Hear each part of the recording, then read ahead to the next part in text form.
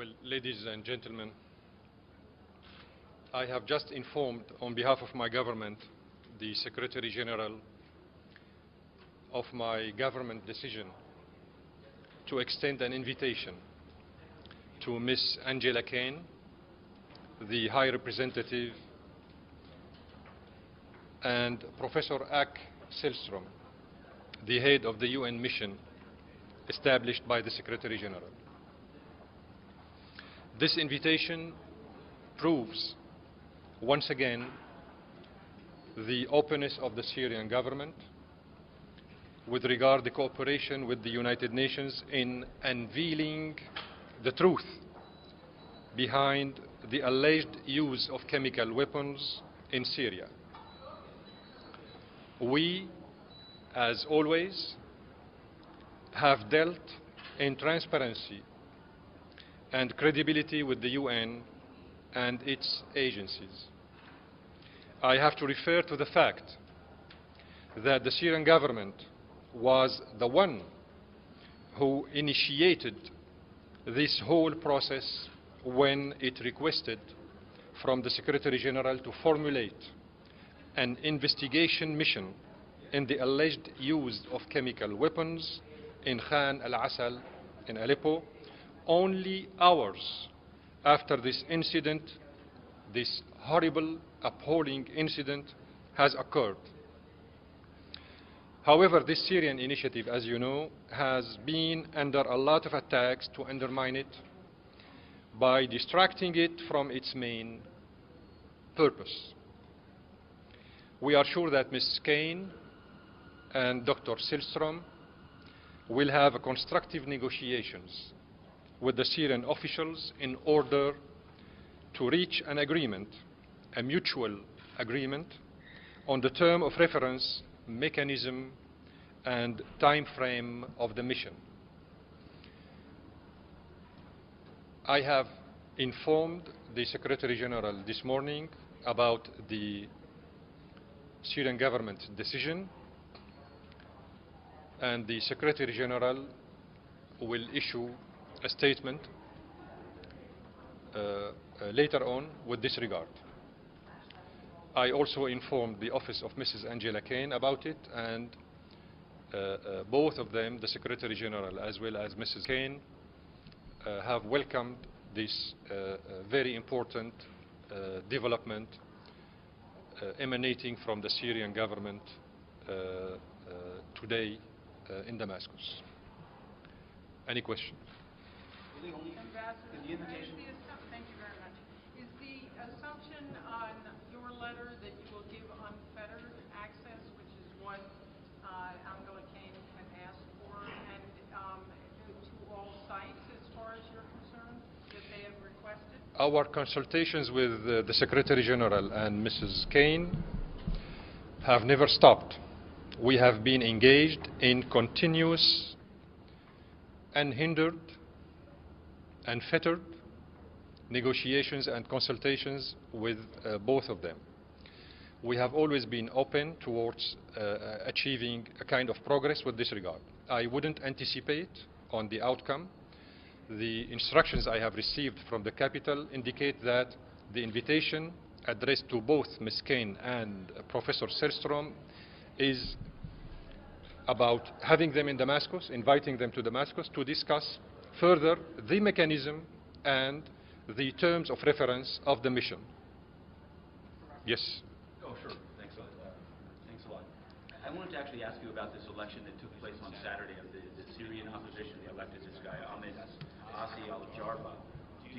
What's your view of that election?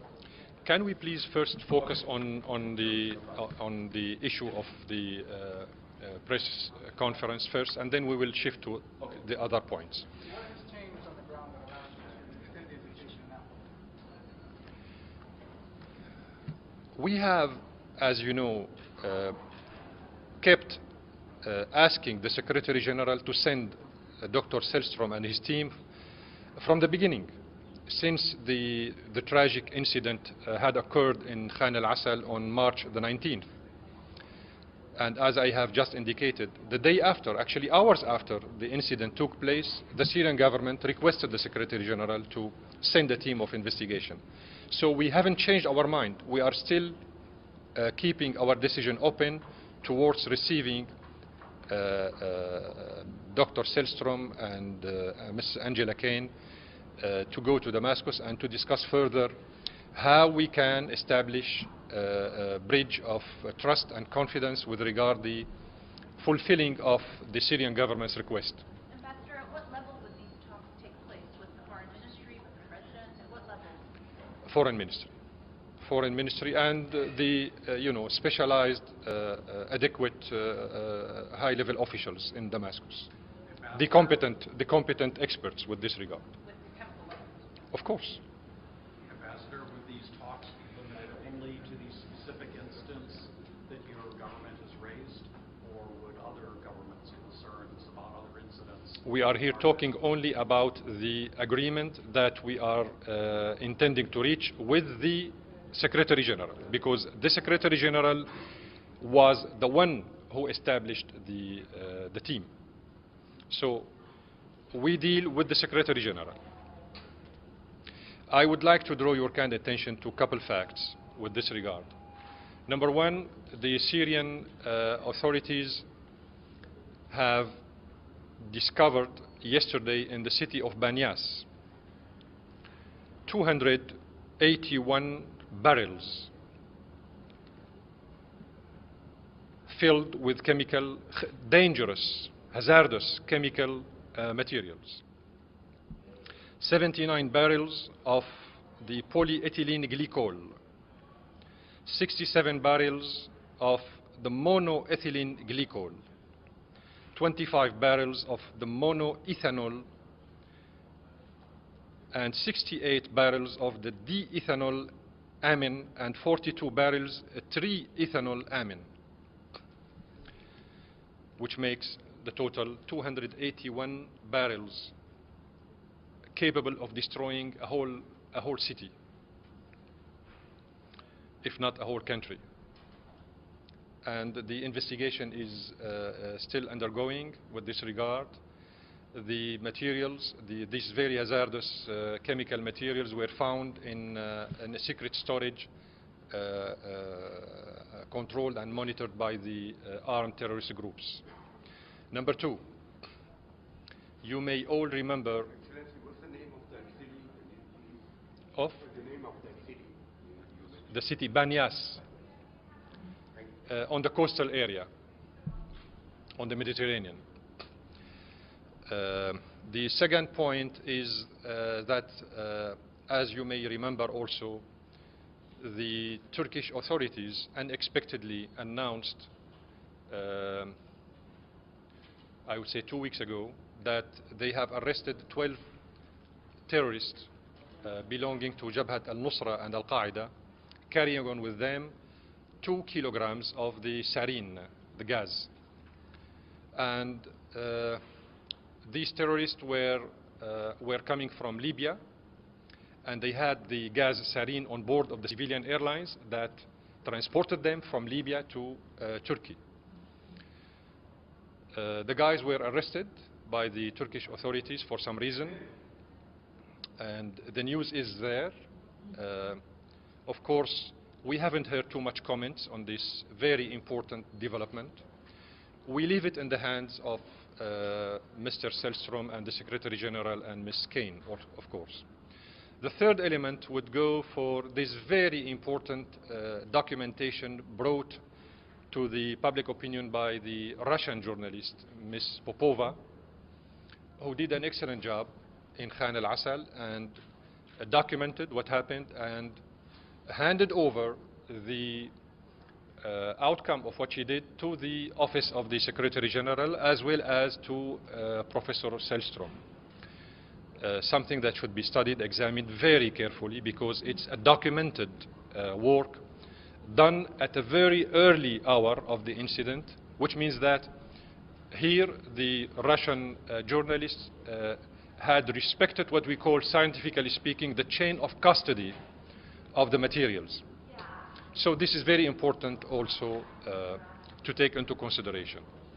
The third element would be what the Russian president had announced, also lately speaking, about reports emanating from Iraq, where Al-Qaeda and Jabhat al-Nusra have a secret laboratory for the production of chemical weapons within the Iraqi territory. So we have a huge arsenal of information, important information, that should be taken into consideration by the team of investigation. On the Popova video, has Ms. Kane explained to her, she said earlier that somehow she couldn't handle it technically and pass it on to Mr. Stelzner. Where does it stand with Ms. Popova's evidence that you gave to Angela Kane? We and others have forwarded to Mrs. Kane and the Secretary General, of course, as well as to other specialized bodies within the United Nations, many information and many reports and many documents related to what happened in Khan al-Asal, as well as elsewhere.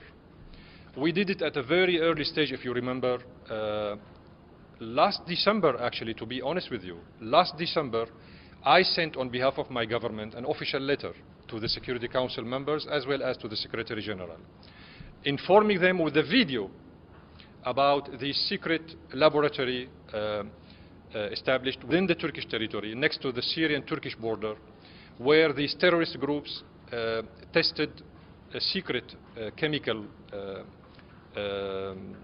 tests against the rabbits, the issue of the rabbits. And the video was there, and we informed everybody about it. So that was the first indication about the involvement of these terrorist groups into the preparation of some kind of chemical attacks later on against civilian or military areas. Now, there has been accumulation of materials here and there, and all of that should be taken very seriously into consideration.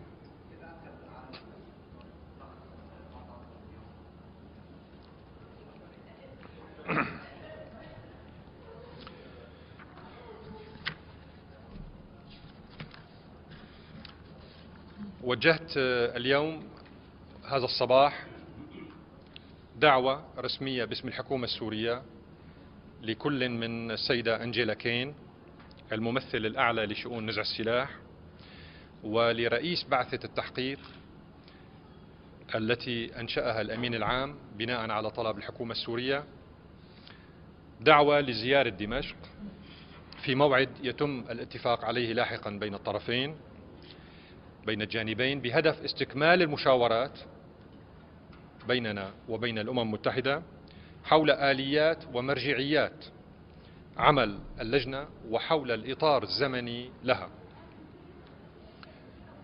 هذه الدعوة سلمت هذا الصباح خطيا لكل من مكتب الأمين العام وللسيدة أنجيلا كين، كما تحدثت أنا شخصيا هاتفيا مع السيد الأمين العام وأبلغته بمضمون هذه المبادرة السورية التي تأتي استكمالا لمسار المشاورات الذي لم ينقطع بيننا وبين الأمانة العامة حول هذه المسألة منذ أن حدثت حادثة استخدام السلاح الكيماوي من قبل المجموعات الإرهابية المسلحة في خان العسل في حلب في 19 من شهر آذار من هذا العام.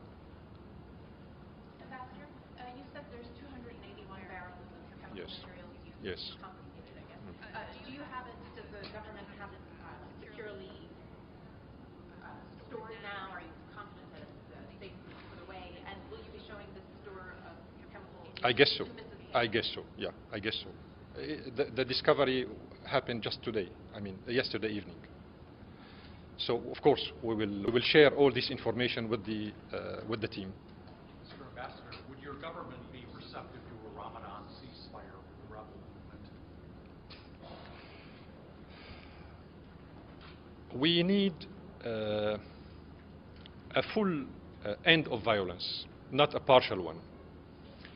The Syrian people would need a full end of violence all over the country, and an abrupt and prompt engagement of the opposition into the peace process, and to declare first their willingness to attend the Geneva conference based on the Russian, American, and the United Nations understanding. Mr. Ambassador, I was wondering if you could clarify one thing which I'm not quite sure I understood. When you were inviting Mr. Selstrom and Ms. Kane to come to Damascus, was this to talk about the Secretary General's overall request, which was for a broader investigation than just the Khan al-Assad incident, or was it only to talk about the modalities of investigating the Khan al-Assad incident? I know that you have arrived. No, I was listening upstairs. You were listening. Thank you very much. I'm saying this because I already approached and addressed this issue before you came. What we are saying is that we are not here to anticipate. The Secretary General knows very well the Syrian government's position. We, the Syrian government position, we know very well the Secretary General position. We requested from him to investigate something that happened, concretely speaking, in Khan al-Assal. He has different allegations emanating from some other delegations in the United Nations, other countries. So we are not here going to anticipate. All what we are saying here is that we, as an outcome of this very long process of discussion and negotiations between us and the Secretary General, we decided to invite Dr. Selstrom and Mrs. Kane to go to Damascus to discuss further the mechanism of the work of the team, as well as the terms of reference to fulfill that mission. So this is exactly the purpose of the invitation. So would I be right in saying that the Syrian government is now open to considering the investigation of other allegations than Khan al-Assad? No, you wouldn't jump to this conclusion. Otherwise, there is no need for them to go to Damascus. If you find out the necessary response, then we will not invite them. All these details are the main object of the visit. This very important issue of investigating what happened in Khan al-Assal and the use of chemical weapons in general should be discussed in Damascus with these two competent and qualified persons representing the Secretary General. The issue is to discuss further the mechanism and the terms of reference to fulfill this mission. Thank you very much. What about humanitarian access to homes? The UN has been asking for humanitarian access to homes. The Red Cross is operating in Homs with the collaboration of the Syrian Red Crescent, and the humanitarian convoys are underway over there. Thank you.